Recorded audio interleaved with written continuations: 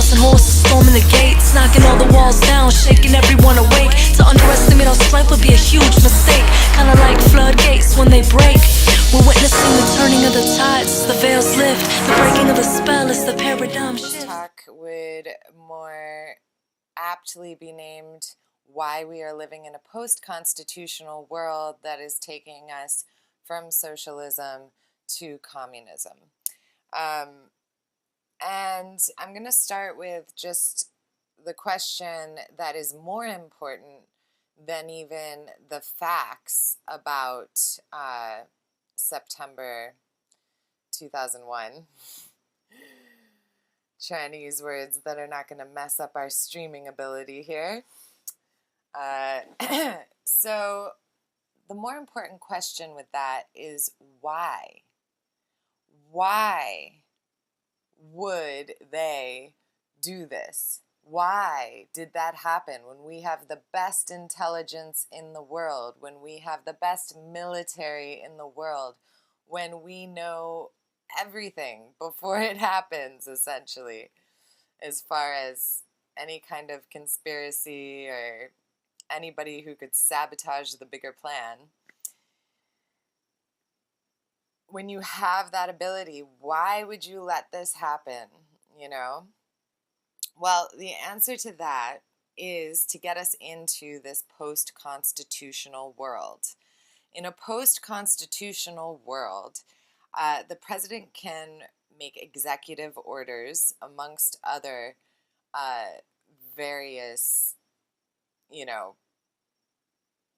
rights that would not otherwise be deemed, would otherwise be going through a funnel of checks and balances, Congress. So there was supposed to be a balance of power. So one of the reasons they launched the war on terror and we went into Iraq was basically to get us into this post-constitutional world, which only exists when we declare war. So when we declared war on Iraq, which the American people were very confused-ish, I mean, some of them were not confused, a lot of them were not confused about why we declared war.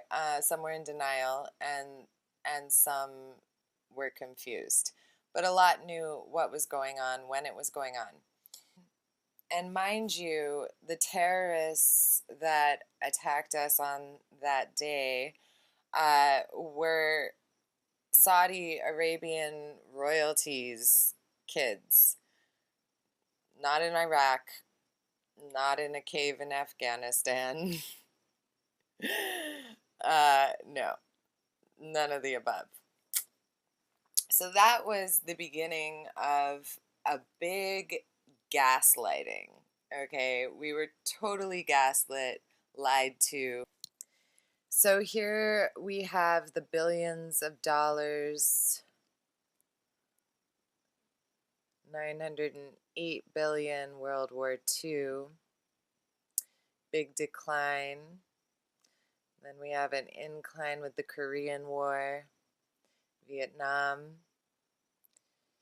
We never really go down again. Ooh, there's the forbidden thing to say that disconnected our live stream earlier.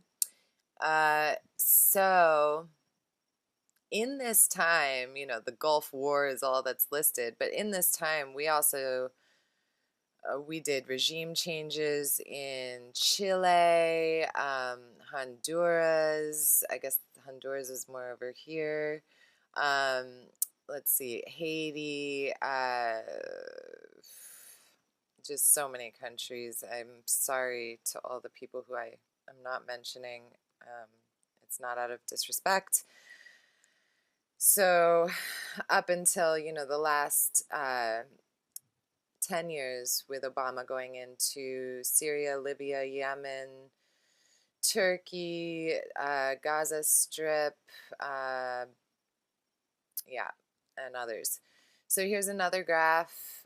We just have more of a breakdown. Here we have the Cold War. Chip talked about a little bit in some of my past videos, and we'll hear a little bit about later tonight from a professor. And here we have 2015, the proposed budget from Obama, with 55% to military, 1% to food and agriculture. Yeah, he's a hero. Education 6%, veterans 6%, government 6%, housing community 5%, Medicare health 5%, Social Security unemployment 5%, energy and environment 3%. Jeez Louise. International affairs, and how much do they make off of energy, gas extraction in our country? That is pathetic. International affairs 3%. International affairs. Spying on people we might want to overthrow 3% of the budget. Science that we want to suppress 3% of the budget, and transportation. All right. U.S. military expenditure since 2001. So this is just a nice breakdown for just since GW's era. And we see this huge incline from 325 billion to 700 billion. I've heard that the figure's over $1 trillion. So yeah, I just wanted you guys to see that. And just looking at this, keep in mind all of this is from our taxes. This is how Obama decided to spend the Americans' tax money. Okay? Catalonia is seceding from Spain right now because of this. Because Spain was taking all their tax money and investing 20% back into Catalonia. And Catalonia was providing 70% of Spain's tax money.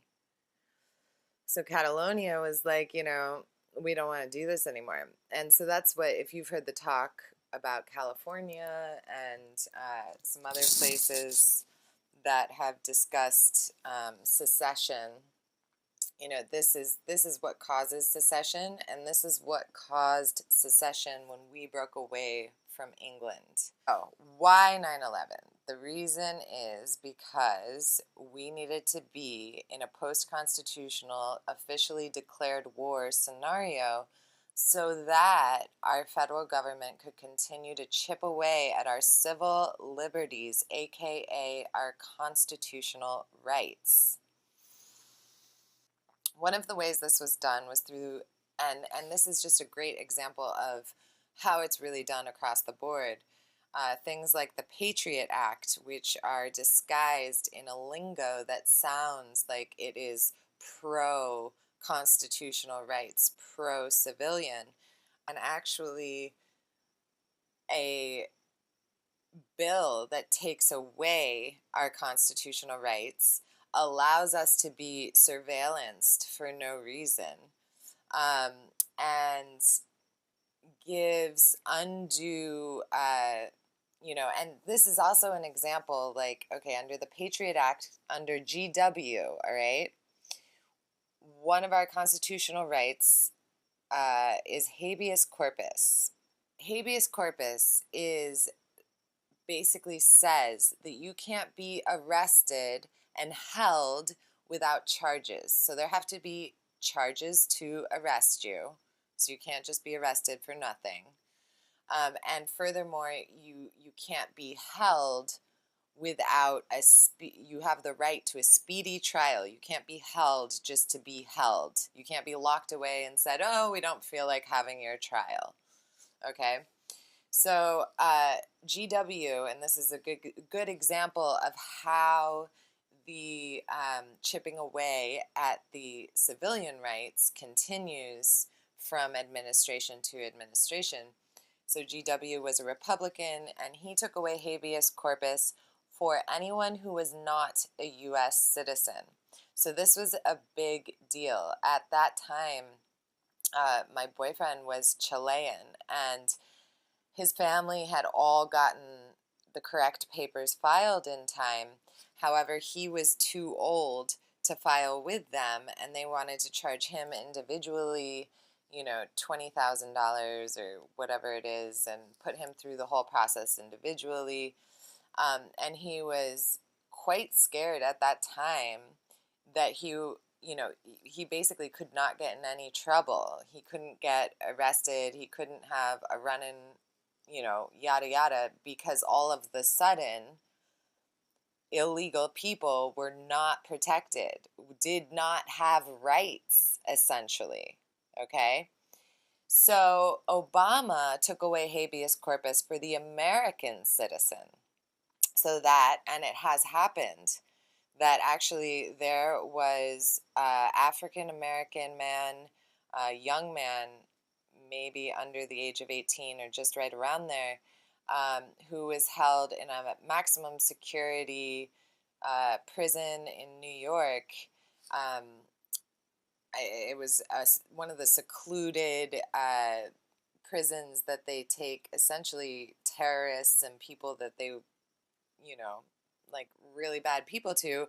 They took him there and they left him there for years and years and years on like a drug possession charge. I think he was from the Bronx, maybe. Held him there for years and years and years. He wrote letters. He wrote to Obama, and all this stuff. And he eventually ended up committing suicide because he couldn't get a trial. There were no real charges against him, and he was just being held. And he was in this maximum security prison, couldn't even have like contact with people. So things like that are happening. And this is why. So Patriot Act, yeah, okay, that's good. Let's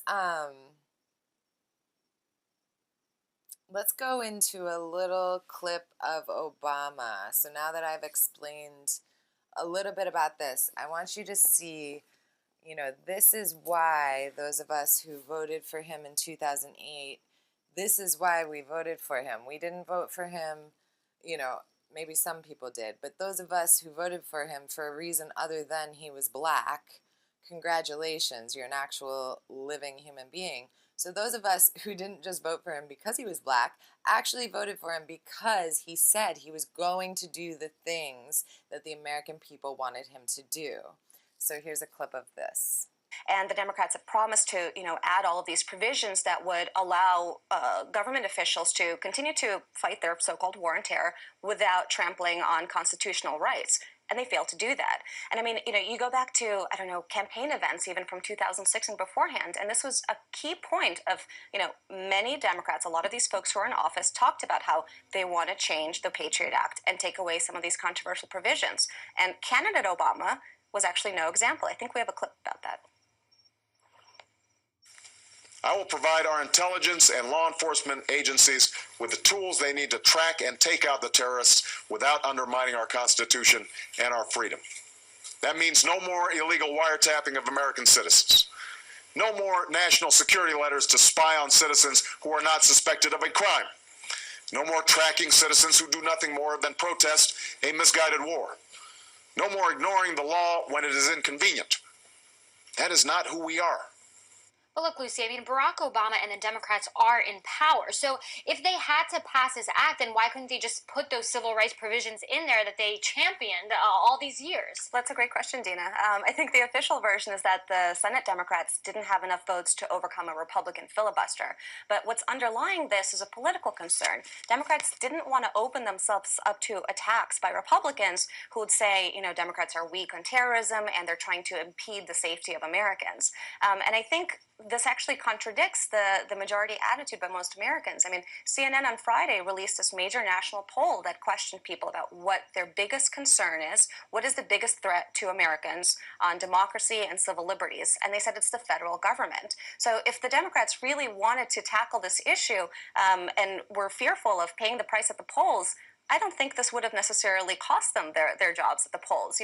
Why not open it up to filibuster and take a stand against something? If this thing is really Have you been able to answer that question? Why not do that? Like you said, All right. So I have a couple more things to show you here. I want to talk a little bit more about where we were really trauma bonded, through all of this, through the war on terror, through that September event, through Obama telling us that he was going to address these things and then doing the complete opposite, but then giving really good speeches that made us like, oh, it must be okay.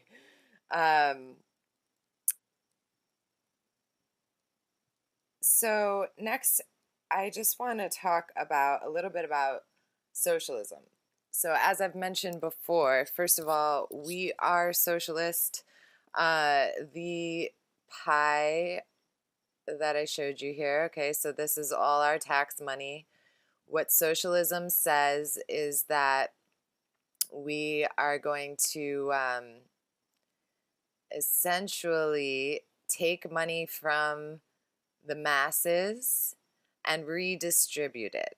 That's what socialism says. It doesn't say we're going to give, the people what they want, or we're going to let them vote for what they want their tax dollars to be spent on. And so we're in that already, and we've been in that since World War I. So when people start saying we need socialism,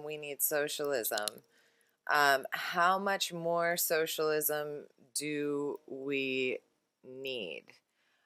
Because I see plenty of money here, and I see the telltale signs of a very bad predicament, especially going more socialist.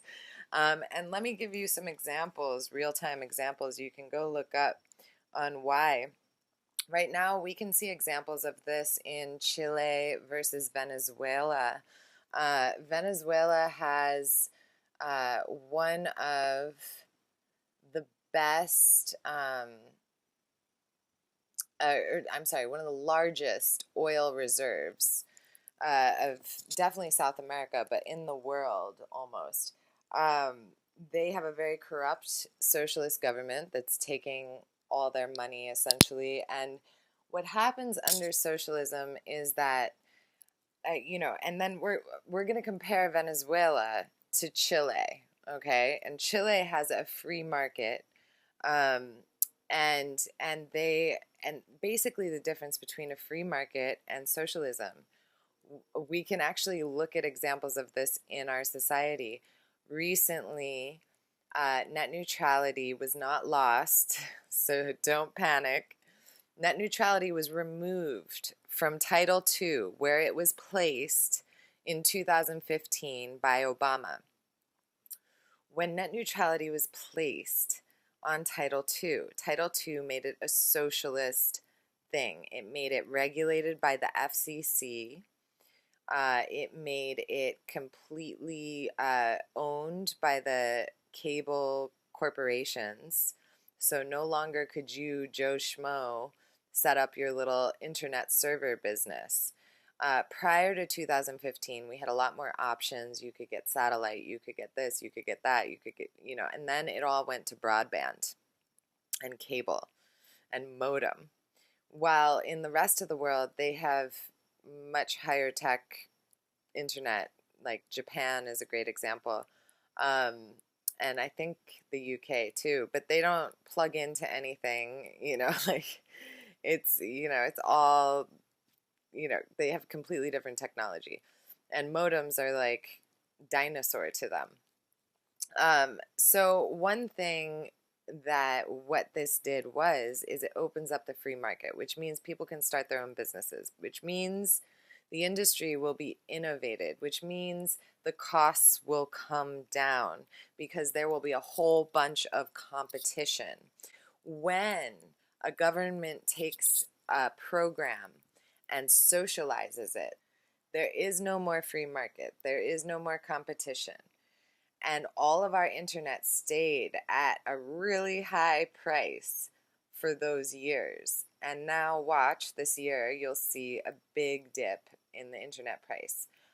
You'll also see a lot more options when you type in your zip code and try to find an internet server. So Chile versus Venezuela. Venezuela is in really bad condition. Please do write it down and go look it up. Their economy is crashing. They have a lot of poverty. Sickness is going through the roof. Crime is going through the roof.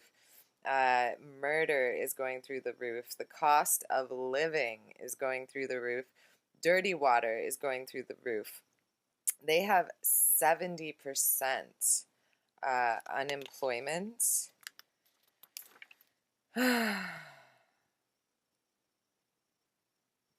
Chile's been a free market for the last 20 years, and it may have, yeah, I'm pretty sure only 20 years. But Chile is another place where we went in and kind of regime changed them and put them on the petrodollar and the World Bank. They went along with it, so it was all good. Anywhere that doesn't go along with us putting them on the petrodollar, making them give up their gold-backed dollar, Syria, Iraq, Iran, Libya, you name the place we're bombing, they have a gold-backed dollar. And when you want a gold-backed dollar, when you want any currency backed by something tangible,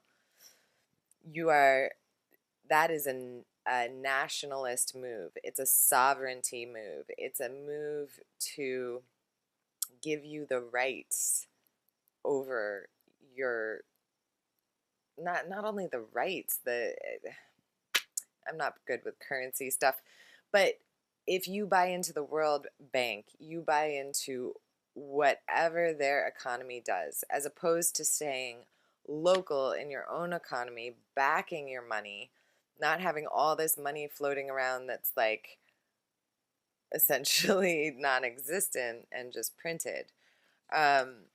So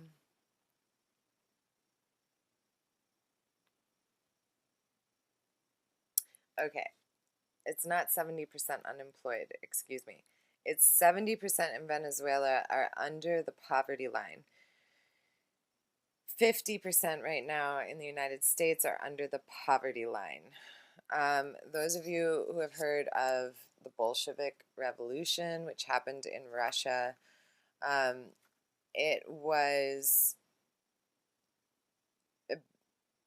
it happened when the country reached a tipping point of poverty, and I believe in the Bolshevik Revolution it was around 70%.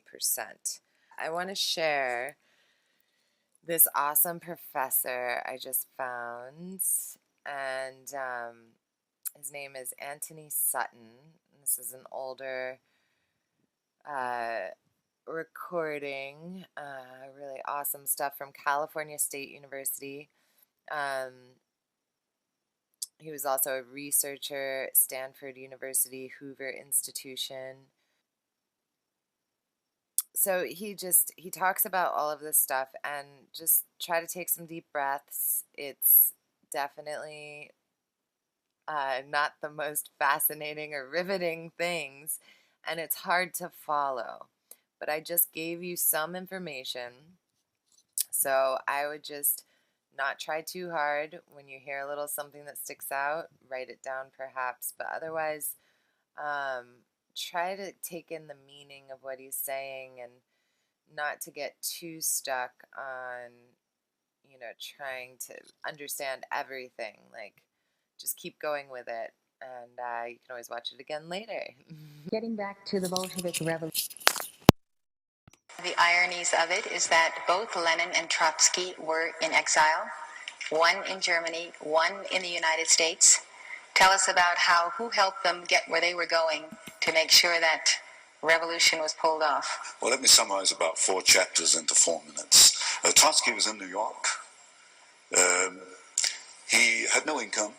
I summed his income for the year he was in New York. It was about $600. Yet he lived in an apartment. He had a chauffeured limousine. He had a refrigerator, which was very rare in those days.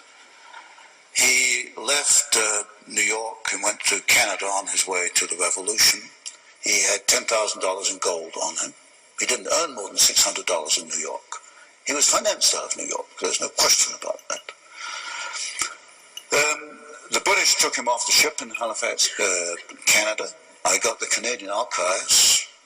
They knew who he was. They knew who Trotsky was. They knew he was going to start a revolution in Russia. Instructions from London came to put Trotsky back on the boat with his party and allow them to go forward. So there is no question that Woodrow Wilson, who issued the passport for Trotsky, and the New York financiers who financed Trotsky, and the British Foreign Office allowed Trotsky to perform his part in the revolution. Now, over in Switzerland, you get Lenin, who was in exile. He went through Germany in the famous sealed train by permission and with the encouragement of the German General Staff. And yet Germany and Britain were supposed to be fighting each other. And you get them both moving these two key revolutionaries into place inside Russia. And then, of course, the rest is history. They created the revolution with no more than about 10,000 revolutionaries. They needed assistance from the West, and they got assistance from Germany, from Britain, and from the United States to continue and consolidate the revolution. Just tell us all over again why. Why? Just tell you it won't find again. this in the textbooks. Why is to bring about, I suspect, a plan to control world society in which you and I won't find the freedoms to believe and think and do as we believe. Did these power brokers actually envision at that time a one-world government that would be socialist? Yes. The second statement I made was that they did not want the Soviet Union to develop into another free enterprise society, and that this would offset it. Aiding the revolution would offset this event. That was made as a statement in 1919. You have various books, one by Gillette, the razor blade Gillette, called The City, I think it was, which laid out this corporate socialism for the world to see as early as, 1905, 1910. So around the turn of the century, you begin to see actually written statements by these internationalist businessmen of the kind of socialist empire they wanted to bring about. It's there, but these books, of course, are not included in your courses in political science and history at the regular universities. Well, talk about the Red Cross mission. Red Cross mission to Russia, 1918. About 17 bankers, lawyers, businessmen. We said a couple of doctors. There were two doctors, I think. There were two doctors. What was the mission? The mission was financed by William Boyce Thompson, the Chase Manhattan Bank, Federal Reserve System. The Red Cross didn't want to send a mission. The Red Cross said, we don't need a mission to Russia. They already had one in Romania, which was doing a good job. But William Boyce Thompson wanted this mission, and he put the money up. He financed it. And if you look, I printed a list of the people on the mission, and they were mostly bankers and lawyers, Wall Street lawyers, and people in and around the Wall Street establishment. The function or the purpose of this mission was to be in place to assist the Bolshevik Revolution. The Red Cross mission to Russia was a cover vehicle. It enabled these Wall Street elitists, these Wall Street manipulators to be there in place, and then I traced a cable $1 million from the Morgan Company in New York to Petrograd. I forget to which bank, but it came from William Boyce Thompson, and which financed the revolution. And then they put pressure back in the State Department in Washington to actually send arms to the revolution, which went forward in 1918. And then I found in the State Department files an extraordinary telegram in which Trotsky appealed to the State Department to send American Army instructors to train the new Soviet Army. And I think I reprinted that in one of my earlier books. So, briefly, the Red Cross mission was a cover vehicle to enable Wall Street to be there in place to guide and manipulate the ongoing Bolshevik Revolution. And what was the response of the State Department? Oh, yes, they were quite willing to send U.S. Army instructors. Do you know I don't know if they went forward. I know the arms, I know the rifles went forward. I didn't trace the response to the telegram, except it was approved within the State Department. and I reprinted the telegram. I never did find a response. That's probably taken out the files. Do you know the figure to which Wall Street supported the Bolsheviks? Well, it was $1 million. Just the William Boyce Thompson figure? That figure. But then you've got the other assistants. For example, the whole Siberian episode. See, in 1918, the Bolsheviks really only controlled Moscow and what was then Petrograd, which is now Leningrad. They could not have beaten off the White Russians, the Czechs, who were in Russia at that time, the Japanese, who were anti-Bolshevik. They could not have beaten it off without assistance from the United States and from Britain. And the Siberian Railroad is critical because if you look at that map of Russia, you know, Moscow is, Leningrad is stuck at the left end, and you've got that vast expanse of Russia, and the backbone is the Trans-Siberian Railroad. Now, the history books will tell you that American troops went in, they occupied the Trans-Siberian Railroad in order to prevent the Japanese from coming in. Well, this is absolute nonsense. I've never written the book. I hope to get around to it one day. I've got 2 big boxes of files on this. The purpose of the American army in Siberia was to hold the Trans-Siberian Railroad until the Bolsheviks were strong enough to take it over. And they did that very effectively. They held off the Japanese. They held them back near Manchuria. They evacuated the Czechs out along the Trans-Siberian Railroad. The French and the British gave up because they said the Americans are helping the Bolsheviks. They evacuated.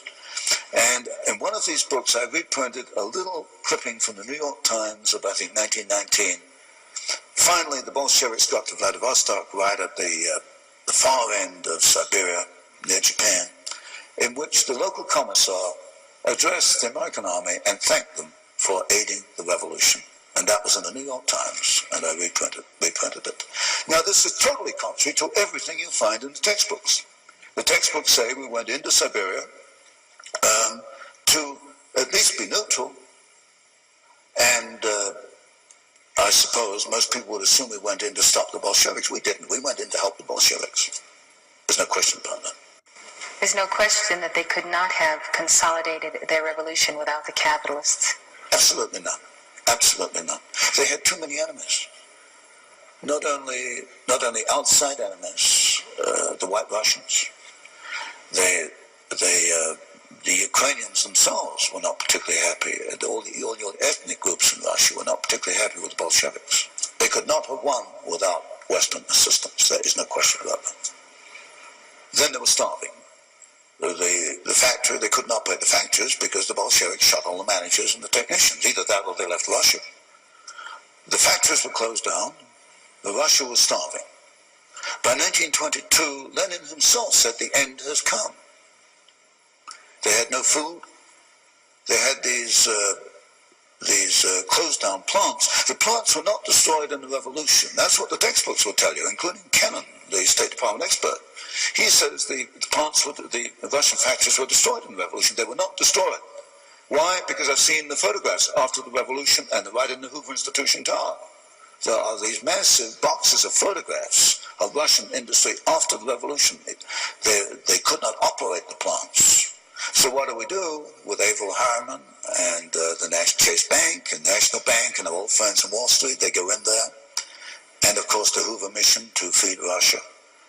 We go in there and we have these 250, 300 concessions in which American companies went into Russia and they started up the idle plants.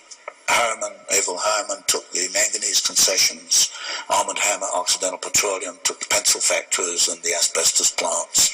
And all these top capitalists went in and they got Russia going on behalf of the Bolsheviks, because the Bolsheviks either shot or kicked out all the Russians who could run the plants. Another point, the Tsarist industry was at a very high level. Your textbooks will tell you that Tsarist industry was backward. It wasn't until the Soviets came along that it began to make progress. This is absolute nonsense. The Russians in 1913 had 2 indigenous Russian vehicles, Russian automobiles. There has never been an indigenous Soviet automobile. They've all come from the West.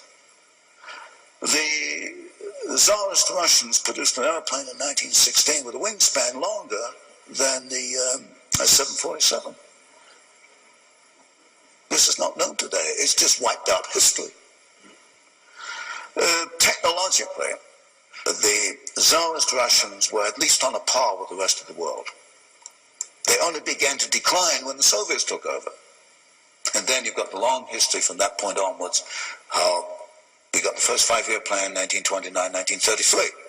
I look at the first five-year plan, I look at every plant that was built in Russia at that time. Every single plant was built by a Western company. Not one single plant was built by the Soviets.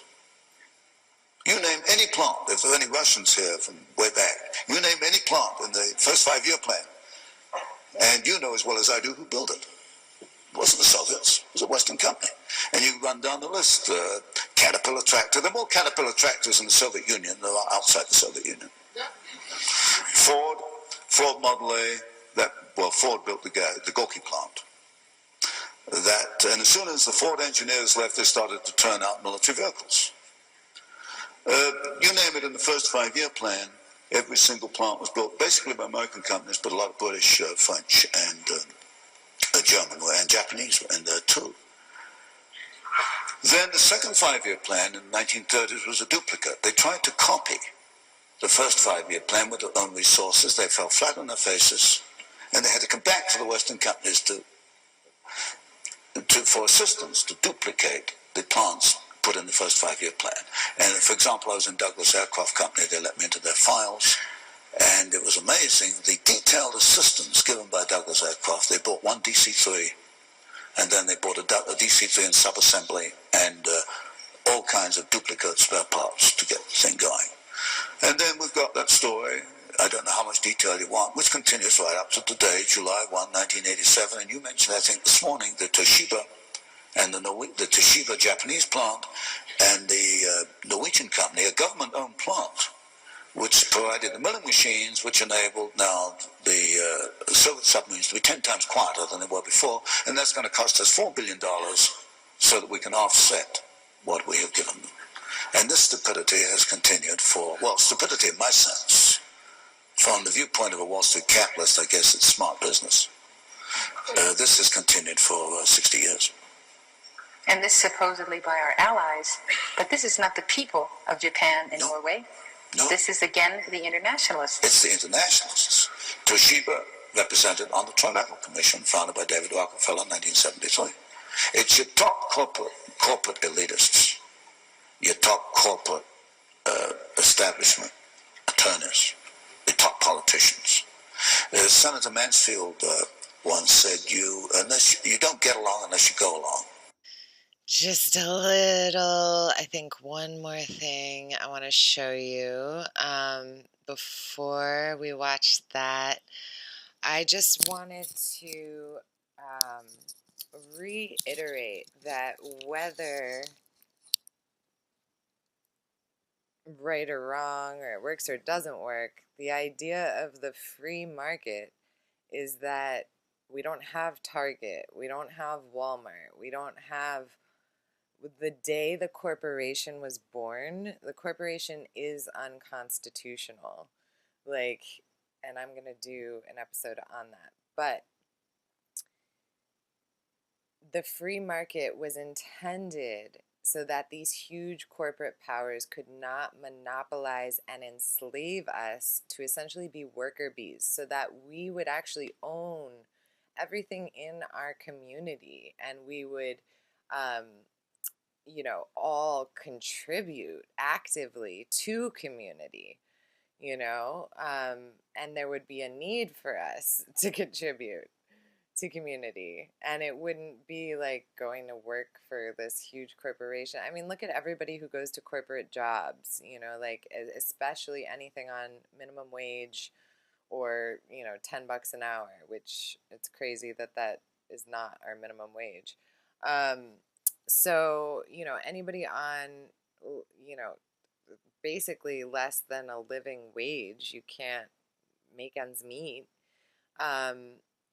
is enslaved to the system in a debt society. And it's a big, big problem, and there's lots of reasons for it, inflation being a huge reason for it. And the reason inflation can happen is because our money is not backed by anything. It means nothing. Wall Street does whatever it wants with it. And that's because we're not on a gold standard anymore. We're not on any kind of backed standard. So that's a big problem. And the fact that we are determining the world's trade and commerce, and getting everyone to stop being self-sufficient and owning their local businesses. And, you know, one of the stories I heard about Syria when I first started realizing what was going on there was that under Obama, they opened their borders a little bit and they let either Coca-Cola or Pepsi, one of the big soda companies, in. And the first thing that happened was their soda company, which they had, which didn't have toxic stuff in it, went out of business, and a lot of dental problems emerged that they didn't have before. So the reason the whole problem started with Syria was because Syria specifically said, you know what, we changed our mind. We don't want these corporations coming in here. We just want to keep owning our own businesses and keep our economy going this way. And basically, once we get our foot in the door, our government gets its foot in the door somewhere. There's no backstepping. It's all like bully mode after that. Yeah, it's a big problem. So the free market was meant to battle this. When we like separated from England and became the colonies, and the Boston Tea Party happened, and all these things we hear about in history, that was specifically to get to a place where we owned our own time, where we chose what we did for a living. We didn't have to go do something we didn't like and slave away. There was a good standard of living. And even my dad and I were talking about this tonight at dinner, how even just in his generation, when he was, you know, in his 20s and 30s, like they could work a part-time job and pay the rent. You know, like that was possible. Like, you know, maybe not his 30s, but certainly his 20s. Like you could work a part-time job and pay the rent. Like inflation went through the roof and cost of living went through the roof. And incidentally, our taxes went through the roof. So the government's getting more money. Everything costs us more money. Through NAFTA, the North American Free Trade Agreement that Clinton did in the 90s, through that, we lost a ton of jobs also at that same precise time. And since our economy is doing so bad, no one even really has the time to look up and realize what's going on. So hence the reason I make these videos. And the last thing I want to share with you, so one of the things in socialism that can go along with socialism, definitely goes along with the left Kool-Aid at the moment, is this idea of just free and open borders. And it makes no sense to me, because if you had free and open borders, like who's the government? Like what? Where's the order? You know, like I don't want to live with the same laws as some other countries, and I don't expect people to come here and live as if they're under their laws where they were. So borders help to know who's in your country from other countries. And if you're having terror problems, opening your borders to everyone unvetted is a really bad idea. It doesn't matter where they're coming from.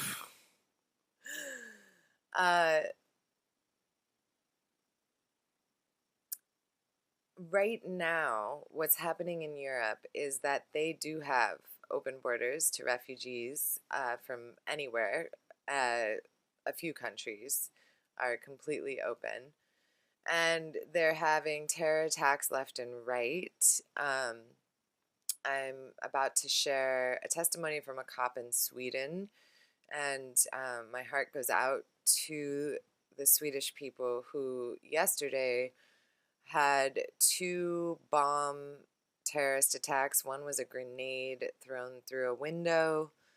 Another, I believe, was in a train station. And I think numerous people were shot, but that wasn't part of those terrorist attacks. That was just violent crime. I believe there were 6 people shot and killed yesterday in Sweden. So this is really unusual. I've covered a little bit about what's going on in Europe. If you go to livestream.com/Shakti report/Europe, you can see my coverage there. There's certainly a ton on YouTube. But this is an interview with a Swedish cop, and actually Swedish police are leaving their jobs at record rates right now because they feel their jobs have become too dangerous. And the Swedish cops are a lot less armed than our police are here, especially after Obama militarized our police. Police officers in Sweden with Afghan heritage. So many of the refugees, migrants were young men without fathers and mothers, and a big, large majority were from Afghanistan, where I'm from. So I thought, look, maybe I could do something here. I could travel around Sweden and meet these young men, kids, and tell them about Sweden, what it means to live in a democracy, a secular society, basic values, norms, the constitution, freedom of speech, freedom of religion, equality between genders. So this is what I've been doing for the last year. When you're talking about these issues, freedom of religion, freedom of speech, everybody thinks it's great. You have freedom of speech, equality between genders. That's why we came to Sweden. But then, you say, okay, that freedom of speech also means that we can criticize ideas, religions. Then something happens. Wait a second, you can criticize my religion? Yeah, that's also freedom of speech, Now, you don't have to be a racist or a xenophobe to be worried about this. That look, we have taken in people from some cultures that really think that drawing a wrong cartoon should be penalized. So I just talk with them. We have a conversation, and there's friction, but you have the conversation, and they understand. The majority understand because they're youth, they're young men. They want to know. But there are some people who say, listen, if you want to keep talking about my religion, I will leave the lecture. And I just tell them, look, it's a free country, you can leave the lecture. But you have to understand that if you're not interested in freedom of speech, which is a constitution in Sweden, you will have a hard time being a part of our society. And I'm not saying this to be cruel, this is the truth. And look, by the way, this is not something that only migrants and refugees need information. Also Swedes needs to understand. Because there are Swedes who say, listen, we shouldn't talk about people's culture, about their religion. They get offended. We shouldn't criticize, leave them alone. But what they don't understand is that what does that argument say about these people? It says that these people are angry, easily offended, and they might kill you. So we should respect them. This is, I call this the soft bigotry of low expectations. Because what you basically are saying is that Jews and Christians, Buddhists, they are grown-ups. We can talk about their religion, culture, but not a certain other group, because they might be offended. And so my basic, what I want to say is that, look, we should expect not less and not more of the people we take in our country. It should be the same expectations. We've interviewed some politicians who just say to us, oh, we don't want to talk about culture or origin. How could you do that? Or they say that they don't like that, or it's immoral. What would you say to these politicians? They seem to be avoiding discussing these issues. Well, but at the same time, they do talk about, Swedish culture and say bad things about that, or other people's culture. We need to come together and understand that there's a reality, that culture matters. Afghanistan, where I come from, it's one of the most dangerous places for a woman to live in for the last decades. So when we take young men from Afghanistan, if we think that just when they put their foot in Sweden, they just forget their norms and values from Afghanistan, we're kind of naive. So we should talk about this. Are you still a police officer? I'm not. So I resigned for 2 months ago because I wanted to do this job in a police uniform, but it wasn't possible, so I had to resign. So I'm doing this on my own. So let me ask you, while you were a police officer, and even today, sexual assault and rape has gone up. Did you see more of this as a cop? And now, in the work that you do with integration, do you see anything of the sort amongst the young men that are coming here?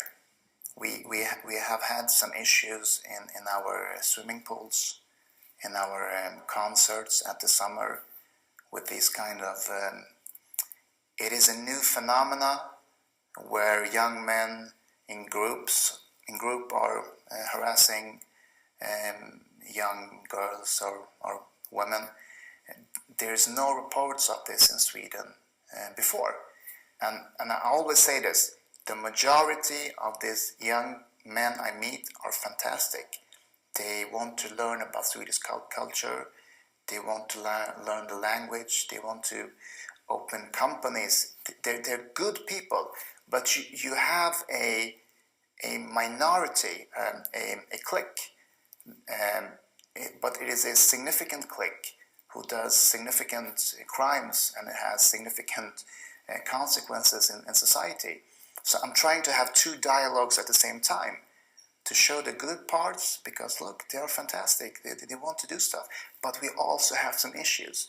We can have two thoughts in our head at the same time.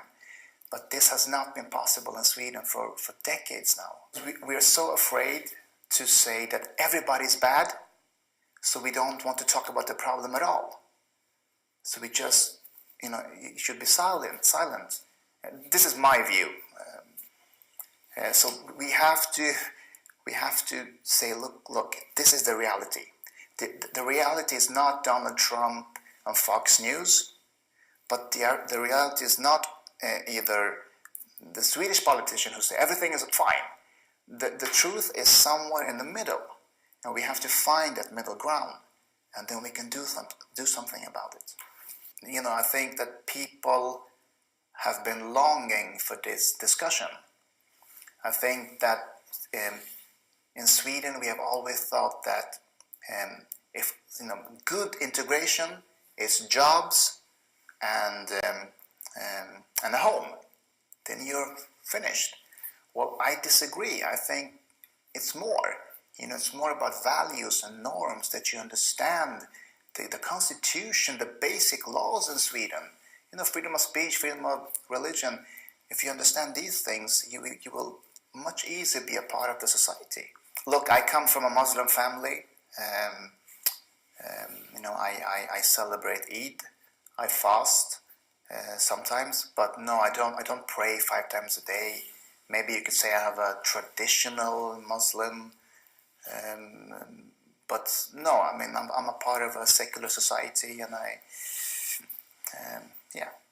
Have any of the people who have come here that you've met been apprehensive that maybe you're not as devout as they are? So I only meet the young men, the youth, and they're curious.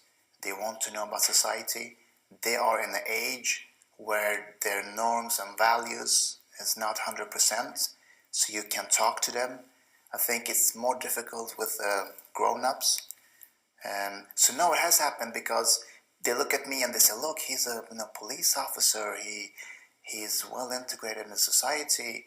And at the same time I say, listen, homosexuality is not a sin, it's a natural part of the selection, the evolution.